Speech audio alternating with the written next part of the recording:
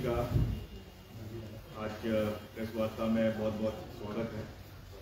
और जैसा आप जानते हैं कि लोकसभा के चुनाव की घोषणा प्रदेश के अंदर हो चुकी है और हम पूरी मजबूती से कांग्रेस पार्टी प्रदेश में भी, देश में भी और प्रदेश में भी पूरी मजबूती से, गंभीरता से इन चुनावों में उतरने का पूरी रूपरेखा तैयार कर रही है। और उसी के अंतर्गत जो हमारी पार्टी की जो हमारी टिकट एलोकेशन है उसकी बैठक बहुत जल्द दिल्ली में आयोजित करवाई जाएगी, जिसमें संभावित है कि 6 तारीख को स्क्रीनिंग कमेटी की बैठक करवाई जाएगी और उसके बाद जैसा पार्टी हाईकमान निर्णय लेगा उस हिसाब से एलोकेशन ऑफ टिकट्स जो है वो आपके 4 लोकसभा सीटों का और विधानसभा सीटों का हिमाचल प्रदेश के अंदर केंद्रीय हाईकमान द्वारा कांग्रेस पार्टी की इसका निर्णय लिया जाएगा। आज मैं खास रूप से यहाँ पर आपके बीच में इसलिए उपस्थित हुआ हूँ क्योंकि पार्टी ने हमें जो जिम्मेदारी मंडी संसदीय क्षेत्र की चुनावों में वहाँ के प्रभारी के रूप में दी है। मैं जल्द वहाँ पे जाकर अगले 2-3 दिन के अंदर 3 तारीख को मंडी में जाकर वहाँ पे सभी जो हमारे पार्टी के प्रमुख कार्यकर्ता हैं, सभी नेता हैं, सभी फ्रंटल ऑर्गेनाइजेशंस के साथी हैं, उनके साथ बैठकर वहाँ की रणनीति चुनाव की तैयार की जाएगी। आप जानते हैं कि पीछे जो विधानसभा जो उपचुनाव हुए थे लोकसभा के, उसमें कांग्रेस पार्टी ने वहां से फतेह हासिल करी थी और श्रीमती प्रतिभा सिंह कांग्रेस पार्टी की वहां से नुमाइंदा थी और वो सांसद बनी है, वर्तमान में प्रदेश अध्यक्ष हैं। तो निश्चित तौर से आने वाले समय में जैसा भी केंद्रीय हाईकमान का नेतृत्व और उनका जो आदेश रहेगा उसके आदेश अनुसार कार्य किया जाएगा। जहाँ तक एलोकेशन ऑफ टिकट्स है, मगर क्योंकि हमें ज़मीन स्तर पे वहाँ पर पार्टी को मजबूत करना है और वहाँ पे जाकर जो है हर ब्लॉक में पार्टी के कार्यों को गति प्रदान करनी है, उसके लिए एक जो है प्रारंभिक बैठक 3 तारीख को मंडी के अंदर आयोजित की जाएगी, जिसमें सब रूपरेखा आपके जो वहाँ पे संसदीय चुनाव है मंडी का उसके लिए भी, और साथ ही साथ जो मंडी संसदीय क्षेत्र के अंदर ही लाहौल स्पीति विधानसभा क्षेत्र है जहाँ पर उपचुनाव होना है, वहाँ की जो है रूपरेखा भी हम तैयार करने का प्रयास करेंगे। और निकट भविष्य में मैं लाहौल स्पीति का दौरा भी करूँगा और वहाँ पे किस तरीके से पार्टी की गतिविधियों को मजबूत करना है। जो हमारे पार्टी के हमारे इंचार्ज उस इलाके के हैं, पीसीसी के वहाँ के इंचार्जेस हैं, हमारे जिला के अध्यक्ष हैं, उनके साथ बैठकर इसके बारे में एक डिटेल्ड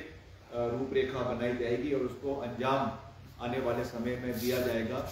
इसका मैं पूरा विश्वास जो है आपके माध्यम से प्रदेश की जनता को भी और खास करके मंडी संसदीय क्षेत्र की जनता को हम दिलवाना चाहते हैं कि हम लड़ेंगे और पूरी मजबूती से लड़ेंगे, निर्णायक लड़ाई लड़ेंगे और जीतने के लिए ये लड़ाई लड़ी जाएगी। ये मैं पूरी मजबूती से इस बात को कह सकता हूँ। जहाँ तक पिछले 15 महीने का प्रदेश सरकार का कार्यकाल रहा है हिमाचल प्रदेश में, क्योंकि वो भी एक बहुत बड़ा फैक्टर इन चुनावों के अंदर रहेगा। हमारे प्रदेश के माननीय मुख्यमंत्री जी आदरणीय ठाकुर सुखविंदर सिंह सुक्खू के नेतृत्व में प्रदेश सरकार ने 15 महीने का कार्यकाल प्रदेश के अंदर पूरा किया है, जिसमें विपरीत परिस्थितियों में भी हमने मिलकर सारी चुनौतियों का फैसला और जो अपना फासला तय किया है। प्रदेश में आपदा का दौर आया, उसके बावजूद जो है विपरीत परिस्थितियों में 4,500 करोड़ रुपए का पैकेज प्रदेश की जनता को दिया गया। बार बार हमने गुहार केंद्र सरकार से जो है लगाई कि हमें एक विशेष पैकेज हिमाचल प्रदेश को चाहिए in terms of the developmental activities also. और जो डिजास्टर प्रदेश के अंदर हुआ है, जिस लेवल और जिस मैग्नीट्यूड का डिजास्टर हुआ है उसको मद्देनजर रखते हुए मैं समझता हूं कि हिमाचल उस श्रेणी में आता था जिसमें ये विशेष सहयोग केंद्र सरकार को हिमाचल का करना चाहिए, क्योंकि अब चुनाव आ रहे हैं तो निश्चित तौर से इन मसलों को, इन मुद्दों को लोगों के बीच लेकर जाना ये हमारा दायित्व भी है, हमारी जिम्मेदारी भी है, क्योंकि हम हमेशा आंकड़ों के ऊपर बात करने में विश्वास रखते हैं। ये सच्चाई है कि हिमाचल प्रदेश की अर्थव्यवस्था को करीबन 15,000 करोड़ रुपए का नुकसान जो है इस आपदा के दौर में हुआ, और उसकी तुलना में जो थोड़ा बहुत सहयोग केंद्र सरकार से आया वो 4-4.5 करोड़ से 500 करोड़ से ज्यादा का सहयोग अगर हम टोटल बात करें, चाहे वो एनडीआरएफ का है, चाहे एसडीआरएफ का है, चाहे और अलग अलग हेड से आया, तो इससे ज्यादा सहयोग जो है स्पेसिफिकली डिजास्टर के समय में हिमाचल को इससे ज्यादा पैसा नहीं आया। जो बार बार भाजपा कई सेंट्रल स्पॉन्सर्ड स्कीम्स का जिक्र करती है, मैं उसके ऊपर भी जो है आज की प्रेस वार्ता में उसके ऊपर भी स्थिति स्पष्ट करना चाहता हूं, क्योंकि प्रधानमंत्री ग्राम सड़क योजना हमारे विभाग द्वारा, लोक निर्माण विभाग द्वारा इसका संचालन प्रदेश के अंदर किया जा रहा है। मैंने विधानसभा के अंदर भी on the floor of the house कई बार केंद्र सरकार का इसके लिए धन्यवाद किया है कि हमें 2,700 करोड़ रुपए जो है वो आपके 2023-24 में 250 सड़कों के लिए प्रदेश को मिला है, इसमें कोई दो राय नहीं। मगर मैंने इस बात को भी स्पष्ट किया है कि ये सहयोग जो हमें मिला है ये हर राज्य को मिल रहा है, और उसी चरण में हिमाचल जो हाई परफॉर्मिंग स्टेट है उस उपलक्ष्य में ये केंद्र सरकार द्वारा PMJSY 3 में ये पैसा हिमाचल को मिला है। और आपको जानकर खुशी होगी कि हमने रिकॉर्ड समय में इसका टेंडरिंग प्रोसेस आपके आचार संहिता लगने से पहले हमने कई बैठकों का दौर अपने अधिकारियों के साथ किया, SCs के साथ किया, XCNs के साथ किया, अपने ENC के साथ किया, और हमने उनको ये निर्देश दिए कि इनको हमें टाइम बाउंड तरीके से इस कार्य को पूरा करना है। You will be happy to know, और आपके माध्यम से प्रदेश की जनता को भी जानकर खुशी होगी कि इन 2700 करोड़ के माध्यम से जो 257 आपकी सड़कें हैं, इनके अपग्रेडेशन का जो टेंडर्स है उसकी प्रक्रिया लगभग सारी 80 to 85% जो है वो पूरी हो चुकी है, और इनके जो LOA है, लेटर ऑफ अवार्ड्स है, वो भी जो है कॉन्ट्रैक्टर्स को अवार्ड हो चुके। ये बात मैं इसलिए कह रहा हूं क्योंकि चुनावों में अक्सर ये बातों को उठाया जा सकता है, और इसकी सारी प्रक्रिया पूरी हो चुकी है, टेंडर्स अवार्ड हो चुके हैं। अब अगर कोड ऑफ कंडक्ट भी लगा है, उसको आगे काम होने में कोई दिक्कत प्रदेश के अंदर जो है वो नहीं आएगी। ये इसलिए हमारा ये लक्ष्य था क्योंकि 3 महीने का लंबा कोड ऑफ कंडक्ट प्रदेश के अंदर लगा, और हमारा ये एजेंडा था कि इन 3 महीनों की कोड ऑफ कंडक्ट की वजह से प्रदेश के जो विकास की गति है वो रुकनी नहीं चाहिए। इसलिए हमने ये विशेष बैठक कोड ऑफ कंडक्ट लगने से पहले दिन रात एक कर इसको किया है, और जैसा मैंने आपको कहा 80 to 85% इसमें अवार्ड हो चुका है। कुछ और जो उसमें तकनीकी कारणों की वजह से, कोई फाइनेंशियल बिड्स की वजह से या टेक्निकल बिड्स की वजह से जो नहीं हो पाया, उसको भी हम उसकी प्रक्रिया को पूरा करके इलेक्शन कमीशन से उसकी परमिशन ली जाएगी, and in the times to come उसको भी हम इलेक्शन कमीशन के माध्यम से पूरा करेंगे, क्योंकि हमारी ये वचनबद्धता है, ये हमारी डेडिकेशन है प्रदेश के लोगों के प्रति कि चुनाव आते जाते रहते हैं, चुनाव आज है कल नहीं है, मगर the developmental trajectory of the state, I cannot talk about the nation, but the developmental trajectory of the state should not be stalled because of elections. Elections एक प्रक्रिया है, मगर उसके साथ साथ विकासात्मक कार्य भी चलते रहने चाहिए। ये हमारी वचनबद्धता है जिसको हम पूरा करने के लिए पूरा प्रयास कर रहे हैं। वैसे ही चाहे नाबार्ड की सड़कें हैं, चाहे ब्रिजेस है, हमने करीबन जो है 17 नए वैली ब्रिजेस के जो है अभी अपने इस आपदा के समय में खरीदे, और वैसे ही 244 रिकॉर्ड मशीनरीज जिसमें JCBs है, पोकलेट्स है और मशीनें हैं, इनको हमने खरीद कर प्रोक्योरमेंट होकर ये सारी डिविजन्स के अंदर जो है वो भेजी जा चुकी है। ये भी हमने इसको इलेक्शन कोड ऑफ कंडक्ट लगने से पहले ये सारी प्रक्रिया पूरी कर ली है, क्योंकि हमें पता था कि इतना लंबा पीरियड जो है वो कोड ऑफ कंडक्ट का होगा, 3 महीने का पीरियड होगा। इसलिए हम नहीं चाहते थे कि इस भगवान ना करे इस कोड ऑफ कंडक्ट के समय में अगर कोई आपदा आ जाती तो हम पूरे तरीके से जो है वो निहत्थे हो जाते। तो इसलिए हमने पहले ही सारा इंतजाम कर रखा है कि जहां तक हमारे विभाग की बात है, लगातार हमने मशीनरीज की डिप्लॉयमेंट भी करी है, टेंडर्स भी लग चुके हैं। बाकी we respect the code of conduct और उसके माध्यम से जो भी इसमें परमिशन लेनी है हम उसको इलेक्शन कमीशन के माध्यम से लेंगे, ताकि कोई भी उल्लंघना जो है वो मॉडल कोड ऑफ कंडक्ट की ना हो और उस तरीके से हम प्रदेश को आगे बढ़ाए। इस सोच के साथ हम आगे बढ़ रहे हैं। जहां तक प्रदेश सरकार की बात है, माननीय मुख्यमंत्री जी की बात है, उन्होंने भी जो भी हमारे प्रदेश में गारंटीज कांग्रेस पार्टी की सरकार ने दी है उनको पूरा करने का कार्य चरणबद्ध तरीके से करवाया जा रहा है। सबसे बड़ी घोषणा जो हमने ओल्ड पेंशन स्कीम की करी थी, उसको पहली कैबिनेट मीटिंग में मुख्यमंत्री जी ने और पूरी काउंसिल ऑफ मिनिस्टर्स ने उसके ऊपर मोहर लगाई है। दैट हैज बीन इम्प्लीमेंटेड और आज प्रदेश के लोग उससे, प्रदेश के कर्मचारी 1,75,000 कर्मचारी आज उससे प्रदेश के अंदर लाभान्वित हो रहा है। ये हमारे लिए बहुत गर्व की बात है। और वैसे ही चाहे दूध की आपके मिनिमम गारंटी उसमें दी गई है, जो मिनिमम प्रिक्योरमेंट प्राइस इसके लिए फिक्स की गई है, वैसे ही बागवानों के लिए यूनिवर्सल कॉटन इस आपका जो हमारा ये हमारा जो एग्रीकल्चरल ईयर है, फाइनेंशियल ईयर है, इससे वो शुरू हो जाएगा। जो एक बहुत पुरानी मांग खास करके हमारे सेब बहुल्य क्षेत्र के बागवानों की थी, उसको भी हमने पूरा किया है। और खास करके बागवानों की अगर हम बात करें, खास करके सेब उत्पादकों की बात करें, ये आपदा के समय में मैं इसको बड़े गर्व के साथ ये बात कह सकता हूं कि कोई भी ऐसा गांव, कोई भी ऐसा कस्बा, कोई भी ऐसी पंचायत नहीं थी जहां पर, हालांकि एक समय में 4,300 से 4,500 के बीच में सड़कें बंद हो गई, उसके बावजूद हमने रिकॉर्ड समय में सारी सड़कों को प्रदेश के अंदर खोलने का काम किया। और जो है इसके लिए मुख्यमंत्री जी ने अतिरिक्त बजट सब डिविजन्स को दिया, हर लोक निर्माण डिवीजन को पैसा दिया गया, चाहे वो एनडीआरएफ के माध्यम से दिया गया, एसडीआरएफ के माध्यम से दिया गया, मगर रिकॉर्ड समय में सारी की सारी सड़कों को आपदा के समय में खोला गया।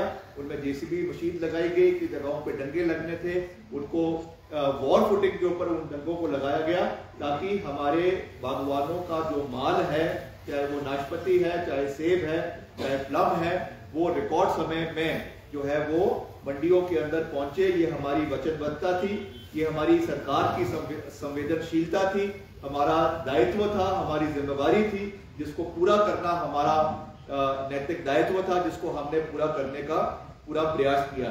और वैसे ही जो हमारी महिलाओं के लिए गारंटी थी कि 1,500 रुपए प्रति माह महिलाओं को जो है वो दिया जाएगा, उसको भी पहले तो हमारे जनजातीय क्षेत्र से शुरू किया गया, उसके बाद मुख्यमंत्री जी ने इसको पूरे प्रदेश के अंदर लागू करने का ऐतिहासिक फैसला लिया है। उसके लिए मैं मुख्यमंत्री जी का भी और कांग्रेस पार्टी की सरकार का बहुत बहुत आभारी हूं कि उन्होंने ये निर्णय लिया और करीबन 800 करोड़ रुपए का बजट जो है इसके लिए मुहैया भी करवाया गया है, जिसके माध्यम से इसको चरणबद्ध तरीके से प्रदेश के वेरियस सेक्शंस में जो हमारी महिलाएं हैं उनको ये जो है सोशल पेंशन 1,500 रुपए की दी जा रही है। और इसकी प्रक्रिया, हालांकि अभी भाजपा ने इसका बड़ा मुद्दा बनाकर इलेक्शन कमीशन में इसको रोकने का भी प्रयास किया है, मगर दे शुड अंडरस्टैंड कि ये कोई चुनाव के समय की बात नहीं थी। इसकी प्रक्रिया इलेक्शन कोड ऑफ कंडक्ट के पहले शुरू हो गई थी और ये अपने 1,500 रुपए, 15 लाख रुपए तो दे नहीं पाए, मगर जो हमने जिसके लिए बजटेड स्कीम प्रदेश सरकार ने जिसकी घोषणा करी है, उसको रोकने के नापाक प्रयास जयराम जी जो पूरी अपनी पलटन को लेकर जो है इलेक्शन कमीशन के ऑफिस में पहुंचकर इसको रोकने का उन्होंने कोशिश करी है, मगर मैं समझता हूं कि प्रदेश की जनता इस चीज को बहुत अच्छे तरीके से जानती है, इस चीज को समझती है। And a befitting reply will be given to the Bharatiya Janata Party on the day the elections, the people of the state vote in the state in Himachal Pradesh। और हमें पूरा विश्वास है कि जो हमारे चारों लोकसभा सीटें हैं, हालांकि इसमें नेशनल इश्यूज को भी लिया जाता है। इंडिया अलायंस पूरी मजबूती से आगे बढ़ रहा है। जिस तरीके से लोकतंत्र का गला घोटा जा रहा है, जिस तरीके से माननीय सर्वोच्च न्यायालय ने जो फैसला प्रदेश में और देश के अंदर जो इलेक्टोरल बॉन्ड्स को जो बंद करने का निर्णय लिया है, आई थिंक एक बहुत ही ऐतिहासिक निर्णय जो है वो माननीय सुप्रीम कोर्ट ने लिया है। जिस तरीके से एक किस्म से एक हाथ से जहां ईडी, सीबीआई और इनकम टैक्स द्वारा इनको दबाने का प्रयास किया जाता है, इसमें तो साफ साफ ये चीज जो है एक किस्म से हम कह सकते हैं कि क्विड प्रो को का एक सीधा एग्जाम्पल है। एक किस्म से सीबीआई की, ईडी की, इनकम टैक्स की रेड पड़ती है और उसके अगले 3 दिन के अंदर जो है वो भारतीय जनता पार्टी को कई 100 करोड़ का चंदा उन कंपनीज द्वारा दिया जा रहा है। तो ये मैं समझता हूं एक किस्म से जो पहले इनडायरेक्टली होता था, जो चीजें पहले पर्दे के पीछे होती थी, उन चीजों को डायरेक्टली जो है चंदा फिरौती जो है आज एक लीगलाइज तरीके से करने की कोशिश जो भारतीय जनता पार्टी ने करी है, जो करीबन 1800 करोड़ रुपए उन्होंने इसमें इकट्ठा किए एक ही कंपनी के माध्यम से। ऐसे कितना उनको करीबन 6000 करोड़ रुपए जो है भारतीय जनता पार्टी ने इकट्ठा किया है। उस पे जो सुप्रीम कोर्ट का वर्डिक्ट आया है, निर्णय आया है, मैं समझता हूं कि बहुत ही ऐतिहासिक है। और वैसे ही जो आज विपक्षी पार्टियों को उनके गला दबाने के लिए, उनकी आवाज को दबाने के लिए आज सिटिंग चीफ मिनिस्टर्स को जगह जगह पे अरेस्ट किया जा रहा है, whether it is in Jharkhand, whether it is in Delhi.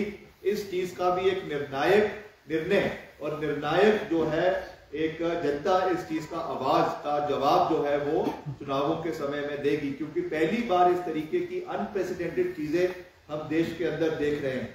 इस पे हालांकि मुझे कमेंट करना नहीं चाहिए, मगर ये बहुत दुर्भाग्यपूर्ण है कि even international agencies like the UNO, United Nation Organisation and the American government, German government, उन्होंने भी इसके ऊपर कड़ा संज्ञान लिया है, इसके ऊपर उन्होंने कमेंट किया है। हालांकि मिनिस्ट्री ऑफ एक्सटर्नल अफेयर्स ने उनको जो उसके बारे में जवाब दिया है, मैं ज्यादा उस चीज पे नहीं जाना चाहता हूं, मगर this is a matter of serious concern कि खास करके चुनावों के समय में इस तरीके की जो एक प्रक्रिया चलाई जा रही है। भारतीय हमारा जो राष्ट्रीय कांग्रेस के सारे खाते जो है वो सील कर दिए गए हैं, चाहे वो इनकम टैक्स द्वारा है, चाहे वो ईडी द्वारा है, चाहे वो इनकम टैक्स अपीलेट ट्राइब्यूनल द्वारा है। आज करीबन 120 करोड़ रुपए कांग्रेस पार्टी के अकाउंट से निकाल दिए गए हैं। जो है रेगुलर डिमांड्स करीबन 1800 करोड़ रुपए की डिमांड कांग्रेस पार्टी के ऊपर है। अगर ये यार्डस्टिक हर पार्टी के लिए होना चाहिए, मगर ये केवल जो इसको सीमित रखा है केवल कांग्रेस पार्टी के लिए, मैं समझता हूं कि ये एक दुरुपयोग है इन्वेस्टिगेटिव एजेंसीज का, चाहे वो इनकम टैक्स है, चाहे वो ईडी है, चाहे वो सीबीआई है। मगर आज ये चीजें जग जाहिर है, आज ये चीजें जग जाहिर है कि जो भी भारतीय जनता पार्टी में जाता है, अगले दिन उनके सारे केसेस, चाहे वो ईडी के हैं, चाहे वो सीबीआई के हैं, चाहे वो इनकम टैक्स के हैं, उनको रातों रात जो है वो खत्म कर दिया जाता है। और जो ये एक कहावत बन चुकी है आज की, वॉशिंग पाउडर निरमा की तरह जो है वो बिल्कुल साफ होकर, पाक साफ होकर बाहर निकलता है। आज हर बच्चे की जुबान के ऊपर ये चीज देश और प्रदेश के अंदर है। जहां तक नेशनल कॉन्टेक्स्ट की मैंने बात करी है, क्योंकि ये चुनाव केवल हिमाचल के नहीं है, इनका जो नैरेटिव बनेगा वो राष्ट्रीय मुद्दों के ऊपर भी बनेगा। इसलिए इन चीजों का व्याख्यान करना, इन चीजों को लोगों के बीच में लेकर जाना, ये भी बहुत आवश्यक है। और निश्चित तौर से हम इन चीजों को लोगों के बीच में लेकर जाएंगे। और विकास कार्य जो कांग्रेस पार्टी की सरकार ने, विपरीत परिस्थितियों में कांग्रेस पार्टी की सरकार ने, माननीय मुख्यमंत्री जी ने और सभी काउंसिल ऑफ मिनिस्टर्स के हमारे सभी साथियों ने, कलीग्स ने, माननीय विधायकों ने अपने अपने विधानसभा क्षेत्रों में किए हैं, उसके बारे में भी पूरा व्याख्यान किया जाएगा।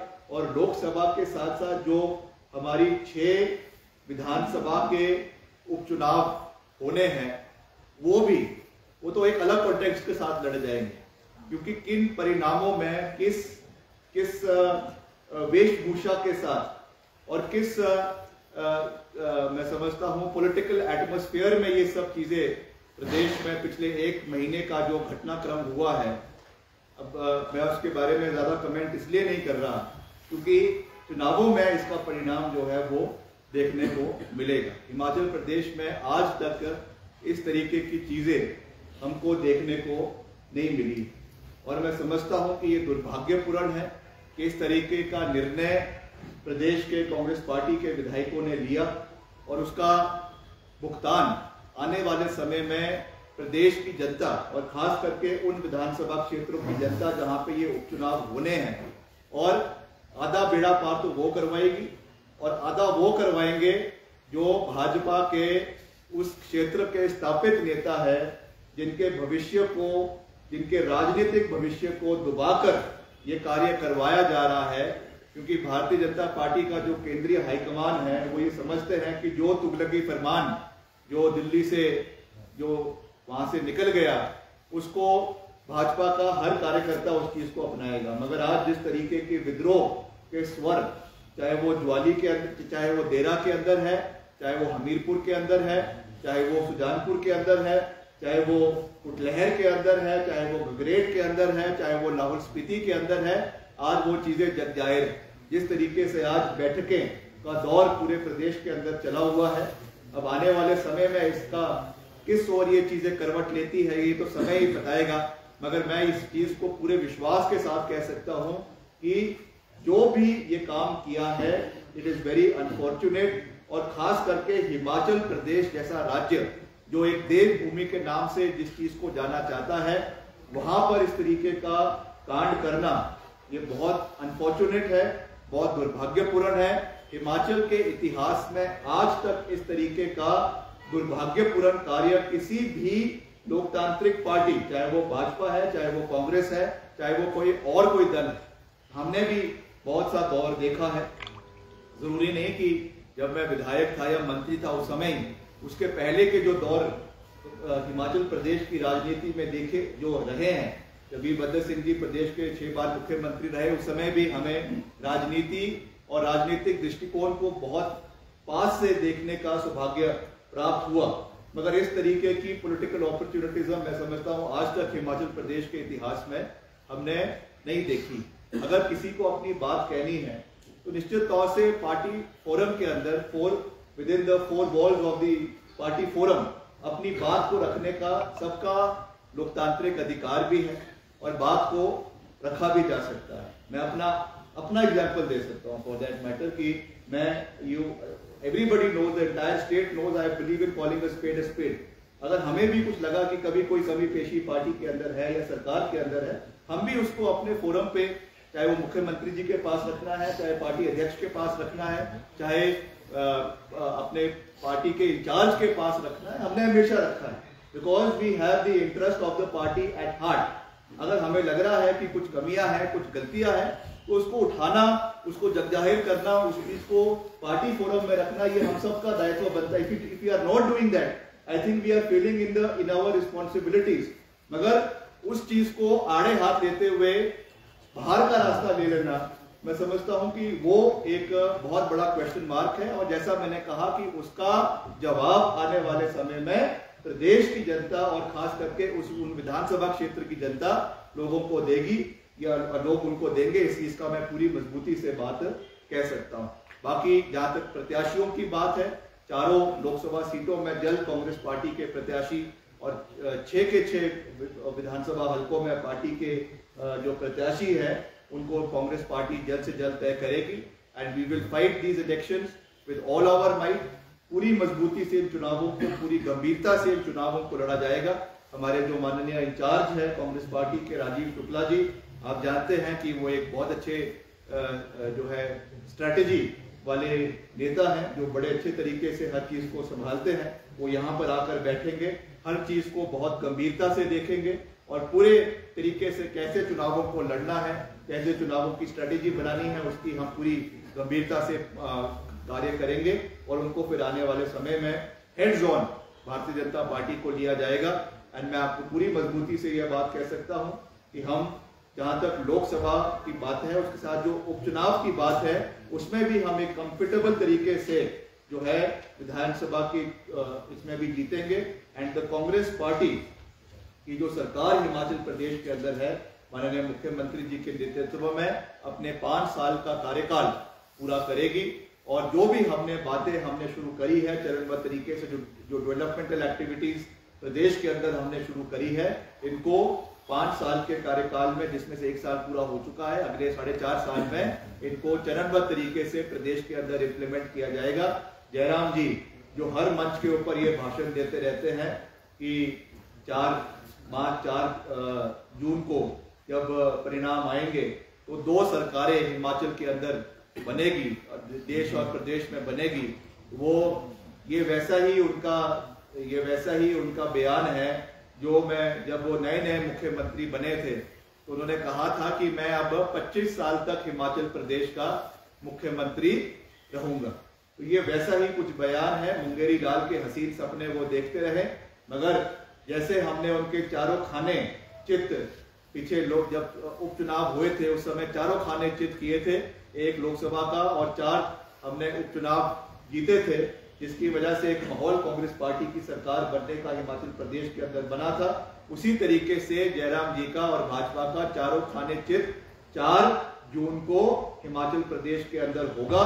इस चीज को मैं पूरी मजबूती से, पूरी गंभीरता से, और केवल बोलने के लिए नहीं, मगर जो हमने फीडबैक प्रदेश के अंदर लिया है, जो प्रदेश के कार्यकर्ता या प्रदेश के आम जन के साथ हम एक लगातार संवाद करते हैं, उसके माध्यम से जो हमें फीडबैक आया है, उसके कॉन्फिडेंस के साथ मैं ये बात कह रहा हूं कि Congress party will complete it entire tenure of this term and will last the election till 2027। आप कुछ पूछना चाहते हैं तो पूछ सकते हैं। आपने लॉन्चिंग पार्ट में कहा है कि आपने मुद्दे उठाए थे, क्या वो सुलझा दिए गए हैं? अगर वो सुलझा दिए गए हैं तो आप क्या मानते हैं कि आपसे इस्तीफा देते हुए राजनीतिक चूक हो गई? मेरे से कोई चूक नहीं हुई थी, मैंने जो किया उस समय किया, मगर जैसा मैंने कहा, I believe in calling a spade a spade. मैंने अपनी बात को पूरी गंभीरता से मुख्यमंत्री जी के पास भी रखा और पार्टी अध्यक्षा के पास भी रखा और राजीव शुक्ला जी के पास भी रखा और पार्टी फोरम पे रखा, और उसका रिड्रेसल हुआ है। उसके लिए मैं सभी नेताओं का धन्यवाद भी करता हूँ। And we have to work as a team, but as I said कि if there is any shortcoming on anybody's part, हमारे उसमें भी रह सकती है, कोई भी परफेक्ट नहीं होता, कमियां सबके अंदर थोड़ी बहुत रह जाती है, तो उसको उजागर करना अपने पार्टी के अंदर, उस चीज को उसका रिड्रेसल करना, टाइमली रिड्रेसल करना, मैं समझता हूँ ये हमारा लोकतांत्रिक अधिकार है। And Congress party is a democratic party जहाँ पे सबको अपना आवाज रखने का अधिकार है। ये भाजपा की तरह नहीं है कि केवल 1 मैन शो है, ये केवल इस तरीके की पार्टी नहीं है, सबको अपना अधिकार है बात रखने का, और उसका रिड्रेसल हुआ है। उसके लिए मैं अपनी पार्टी की हाईकमांड का, पार्टी नेतृत्व का जो है वो धन्यवाद करता हूं। सर, आपने कल जो है वो बयान दिया था, आपने कहा था कि जो कंगना रनौत है और वो जो है वो जब आपदा थी तब यहाँ पर नहीं थी, और दूसरा आपने कहा था कि मंडी की जनता जब वोट डालेगी तो ये देखें कि कहीं उन्हें मुंबई तो नहीं जाना है। उस पर उन्होंने रिप्लाई बैक किया, उन्होंने कहा है कि मेरा मंडी में भी घर है, मनाली में भी घर है, मेरे भाई यहाँ रहते हैं, मेरी बहन यहाँ रहती है, मैं बीच में आती रहती हूँ, ऐसा नहीं है मैं तो बीच में आती रहती है ना, खुद ही अपनी बात को कह रही है कि मैं बीच में आती रहती हूँ। भाई यहाँ होगा उनके, देखिए सबसे पहले तो मैं कंगना जी का बहुत बहुत उनका आभार प्रकट करता हूँ, और मैं उनको कहता हूँ कि वो हमारी बड़ी बहन है।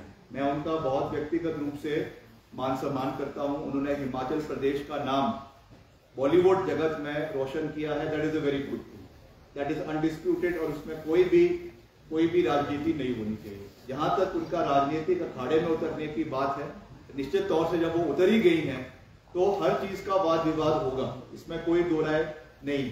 जब कांग्रेस पार्टी पूरी मजबूती से जो है मैदान में, चुनावी मैदान में उतरेगी, तो उनसे ये प्रश्न पूछे जाएंगे कि केवल चुनाव के समय में ही उनको मंडी क्यों याद आया।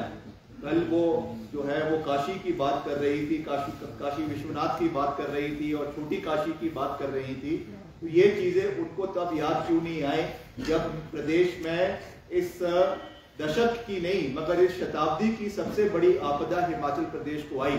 उस समय बॉम्बे से उनका सर्वर डाउन हो गया था, ऐसी भी रिपोर्ट्स आई थी। उस समय हिमाचल प्रदेश को सहयोग करने के लिए जो उनको सहयोग करना चाहिए था, कितना किया कितना नहीं किया, क्या वो एक बारी भी मंडी संसदीय क्षेत्र की किसी प्रभावित परिवार के लोगों से मिली? क्या वो कुल्लू में, मनाली में उनका घर है? क्या एक बारी भी वो, और तो छोड़िए क्योंकि मंडी संसदीय क्षेत्र हिमाचल प्रदेश का 1/3 क्षेत्र है, मगर अगर वो मनाली में उनका घर है, मनाली के पतली कुल में ब्रिज बह गया था, मैं वहां पर खुद एज PWD मिनिस्टर मैं वहां पे गया, वहां पे आपके जो है और आपके बंजार के अंदर ब्रिजेस बह गए थे, कुल्लू के अंदर, मनाली के अंदर जो है ब्रिजेस बह गए थे। वहां के हम जो प्रभावित परिवार हैं हम उनसे जाके मिले, क्या वो एक दिन भी अपने शेड्यूल से निकाल कर इन क्षेत्र के लोगों से मिलने के लिए आई? उनका घर अगर मनाली में है तो कुल्लू वहां से मात्र 20 से 25 किलोमीटर का रास्ता है, क्या वो वहां पे आके लोगों से मिली? भामला में उनका घर है, मंडी में सरका घाट में सबसे ज्यादा नुकसान अगर कहीं मंडी के अंदर हुआ तो सरका घाट में और आपके थुनाग के अंदर हुआ। दोनों जगह में वर्तमान सांसद जो थी प्रतिभा सिंह जी हर जगह में गई, उन्होंने वहां के लोगों का सहयोग किया। एज PWD मिनिस्टर मैंने भी सरका घाट का भी दौरा किया, भामला का भी दौरा किया और आपके थुनाग का भी दौरा किया, बाली चौकी का भी दौरा किया, वहां के आपदा प्रभावित परिवारों से मिले। अगर उनका ये मन था कि मैंने यहाँ से चुनाव लड़ना है, अगर वो कहती हैं कि मैं मंडी की बेटी हूं, तो बेटी केवल चुनावों के समय में बेटी नहीं होती है, बेटी पूरे समय की बेटी होती है, चाहे अच्छे दिन है चाहे बुरे दिन है। तो ये चीजें आने वाले समय में जरूर लोगों के बीच में आएंगी। चुनावों के बीच जब ये मुद्दे उठेंगे तो निश्चित तौर से इसका जवाब श्रीमती कंगना रनौत को देना होगा कि क्या वो इन समय के अंदर मंडी में आई, और अगर आई तो कहां गई, और गई तो किससे मिलने गई। इसका जवाब कंगना रनौत जी को मंडी संसदीय क्षेत्र की जनता को देना पड़ेगा। सुश्री सुश्री जिम्मेदारी आपको दी गई है, जो बयान कांग्रेस ने देखिए उसका वो खुद ही खंडन कर चुकी है। पहली बात तो वो बिल्कुल भी हम उससे उनके बयान से जो है वो वाकिफ नहीं रखते हैं, मगर उन्होंने खुद कहा है कि ये अनफॉर्चुनेट है, और उन्होंने खुद कहा है कि उनके अकाउंट को हैक किया गया था या जो भी था, और उसके माध्यम से इस तरीके की कोई आपत्तिजनक फोटो उनकी इसमें डाली गई थी, उसका हम निंदा करते हैं। We are political adversaries because now we are in that field. We are political adversaries but we are not enemies. हम उनके साथ हमारी कोई लड़ाई, व्यक्तिगत लड़ाई नहीं। और मैं आपको ये श्योर करना चाहता हूं कि जब हम मैदान में उतरेंगे हम लक्ष्मण रेखा को कभी भी नहीं लांघेंगे। जो मर्यादा है, जो हमारी देव संस्कृति है, जो हमारी देव परंपरा है, हिमाचल प्रदेश की जो संस्कृति है, उसका ख्याल रखा जाएगा।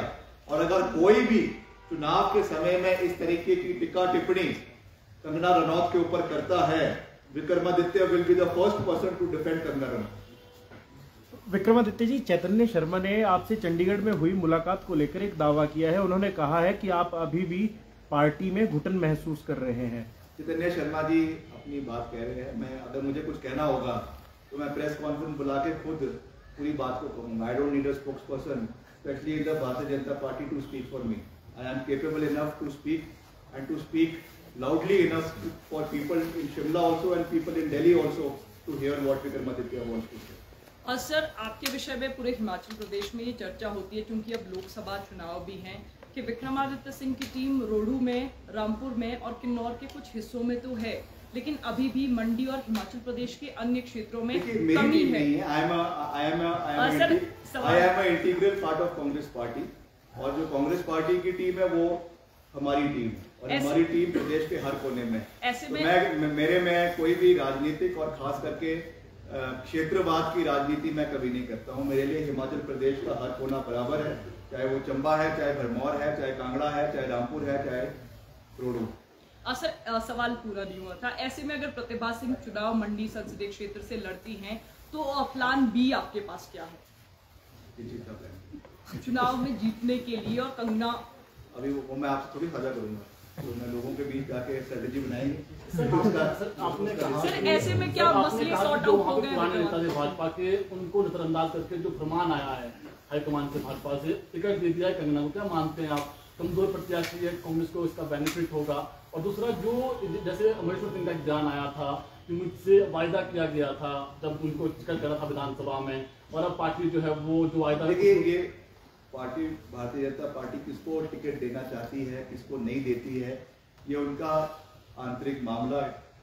आई am nobody to comment on who gets the ticket in Bharatiya Janata party.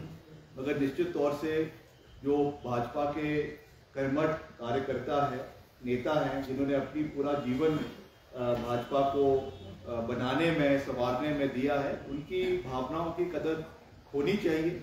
ये चीज़ तो उनको देखना है, मैं इसके बारे में क्या कह सकता हूँ। सर, सवाल ये है कि पिछले 2-3 चुनाव लगातार प्रतिभा सिंह जीत रही है, इवन जयराम ठाकुर को उन्होंने हराया था।